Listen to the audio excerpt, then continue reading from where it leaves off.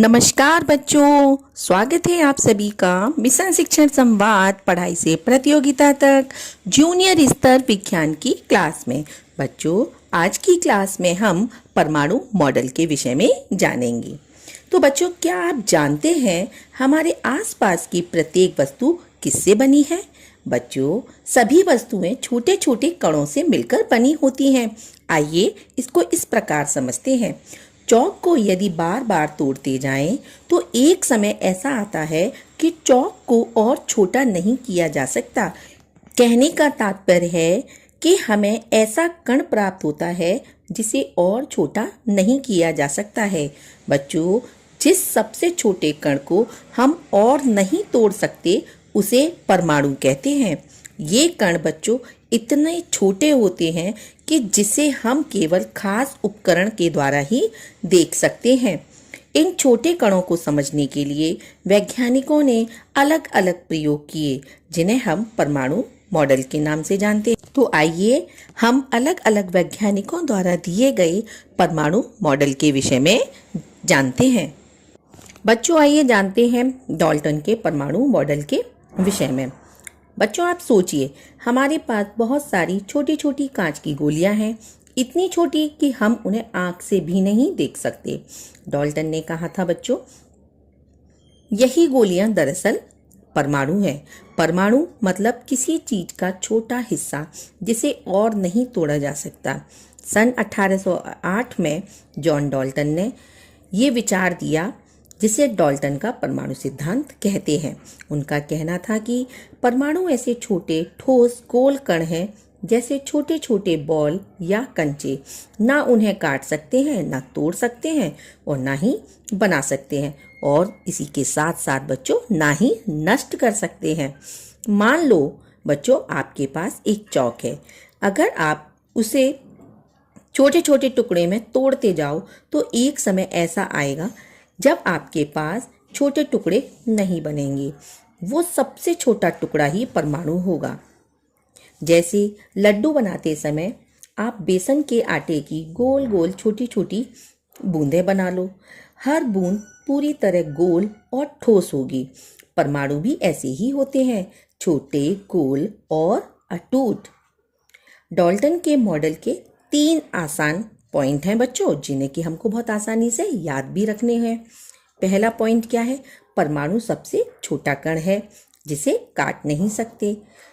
एक ही तत्व के सारे परमाणु एक जैसे होते हैं, जैसे चीनी के सारे दाने मीठे होते हैं।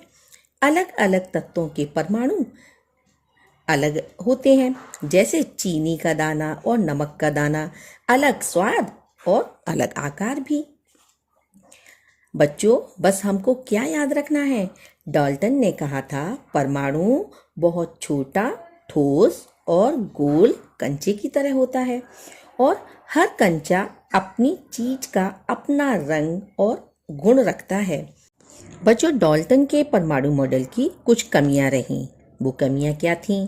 डाल्टन ने कहा था कि परमाणु छोटे छोटे ठोस गोल कंचे हैं जिन्हें ना काट सकते हैं, न तोड़ सकते हैं और ना ही बना सकते हैं और ना ही नष्ट कर सकते हैं। लेकिन आगे चलकर बच्चों वैज्ञानिकों ने कहा, अरे डाल्टन जी, आपकी बात तो थोड़ी पुरानी हो गई है। डाल्टन बोले, परमाणु को तोड़ा नहीं जा सकता। लेकिन बाद में पता चला, अरे परमाणु के अंदर भी छोटे छोटे हिस्से होते हैं, जैसे इलेक्ट्रॉन, प्रोटॉन और न्यूट्रॉन। यानी कंचा तो टूट सकता है और अंदर और भी चीजें मिल सकती हैं। और डाल्टन ने क्या कहा था कि एक ही तत्व के सारे परमाणु एक जैसे नहीं होते। डाल्टन बोले, एक ही तत्व के सारे परमाणु एक जैसे होते हैं, लेकिन बाद में बच्चों आइसोटोप मिले, जैसे कार्बन के कुछ परमाणु थोड़े भारी और कुछ हल्के। यानी एक ही परिवार के सदस्य भी एक जैसे नहीं होते, कोई लंबा होता है, कोई छोटा होता है। और बच्चों, डाल्टन ने क्या कहा था?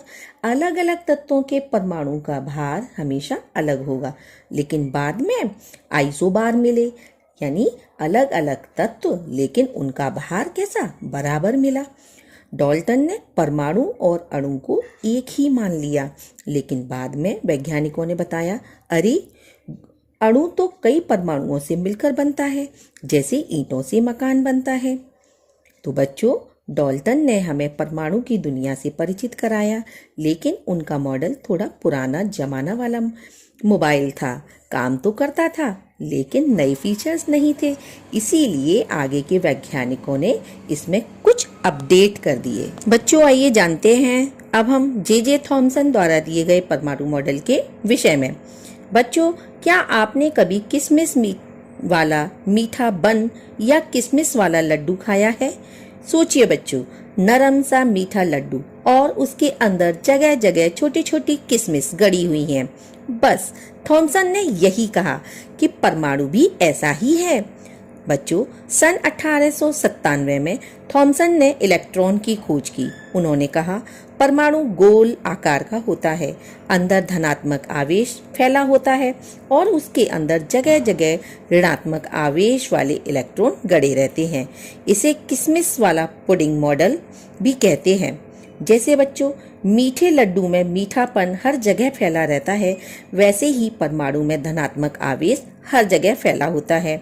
और जैसे लड्डू में छोटी छोटी किशमिशें लगी होती हैं, वैसे ही उस धनात्मक आवेश में इलेक्ट्रॉन गड़े हुए हैं। बच्चों, अगर आपको लड्डू का उदाहरण याद ना रहे तो ब्रेड पुडिंग सोचिए। नरम ब्रेड का मीठा हिस्सा धनात्मक आवेश और उसमें लगी हुई किशमिशें क्या होती हैं? इलेक्ट्रॉन। अब देखिए, बार बार उदाहरण से पक्का याद हो गया ना आपको? तो बच्चों, थॉमसन द्वारा दिए गए मॉडल की आपको सिर्फ 3 बातें याद रखनी है। पहली क्या? कि परमाणु गोल है। दूसरी, अंदर धनात्मक आवेश फैला होता है। और तीसरी बच्चों, इलेक्ट्रॉन उस धनात्मक आवेश में गड़े होते हैं। जैसे लड्डू में क्या गड़ी होती हैं? किशमिशें।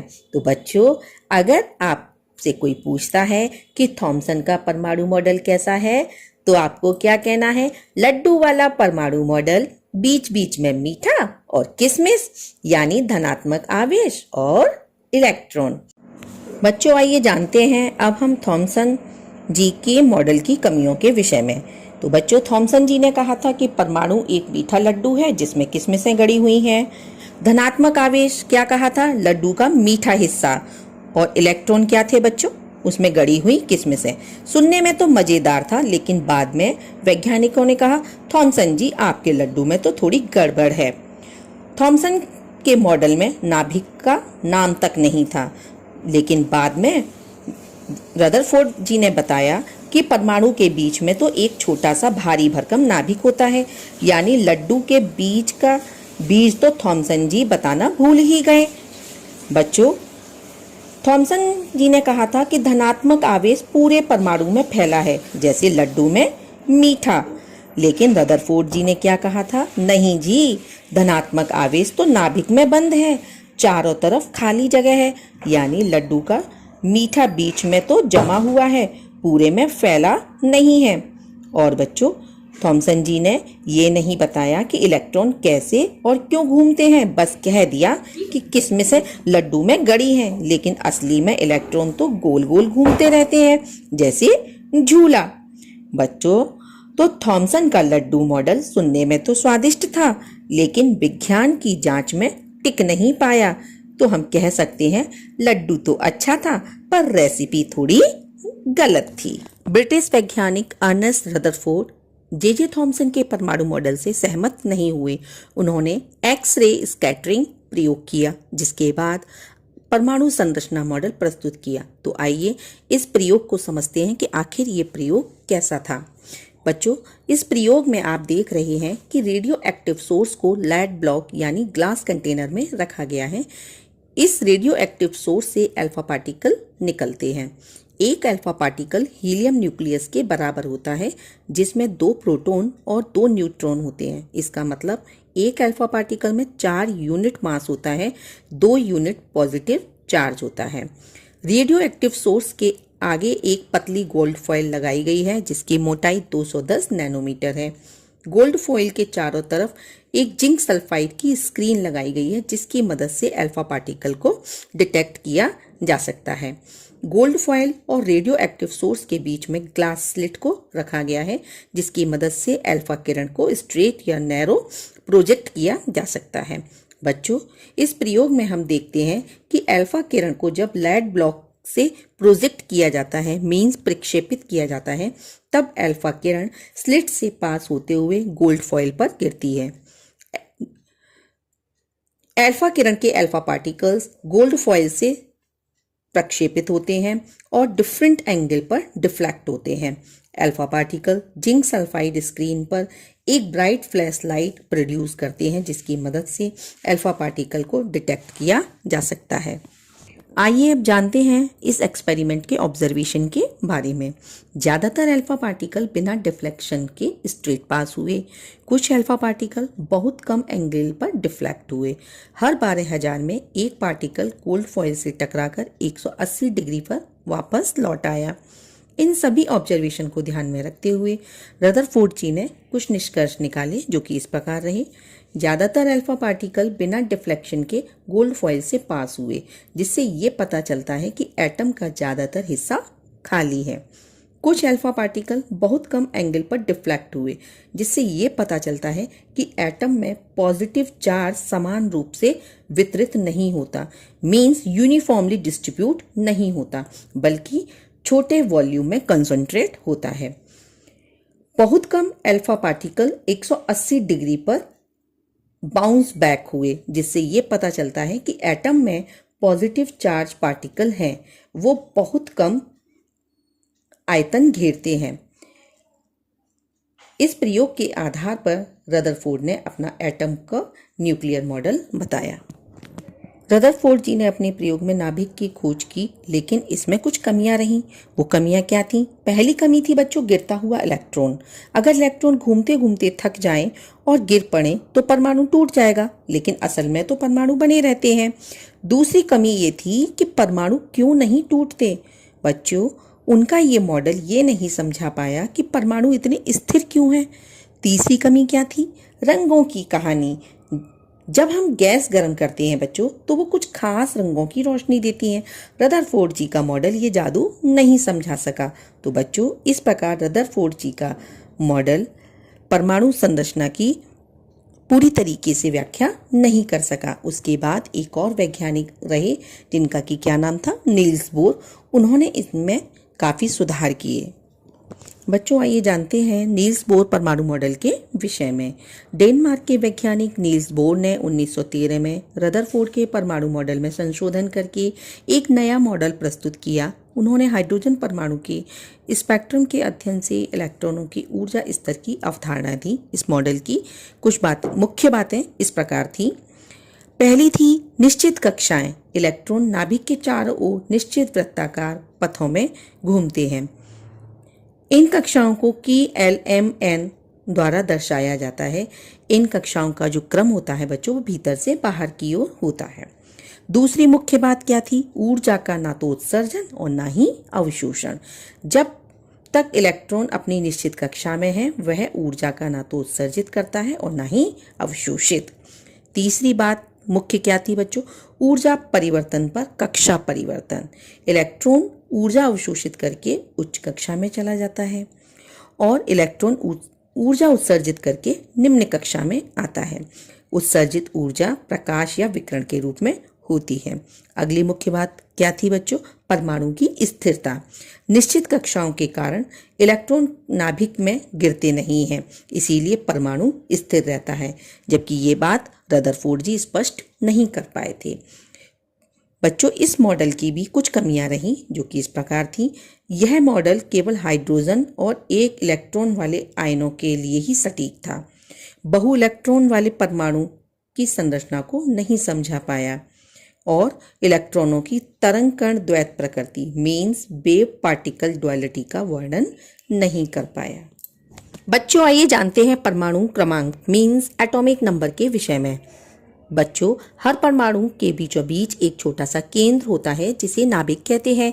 इस नाभिक में प्रोटॉन नामक धनावेशित कण होते हैं। परमाणु क्रमांक का मतलब होता है कि किसी परमाणु के नाभिक में मौजूद प्रोटॉनों की संख्या। बच्चों, यही संख्या हमको बताती है कि वह कौन सा तत्व है और आवर्त सारणी में उसकी जगह कहाँ होगी। आइए इसको एक उदाहरण के साथ समझते हैं। जैसे हाइड्रोजन। बच्चों, हाइड्रोजन में एक प्रोटॉन होता है, इसीलिए उसका परमाणु क्रमांक भी 1 है।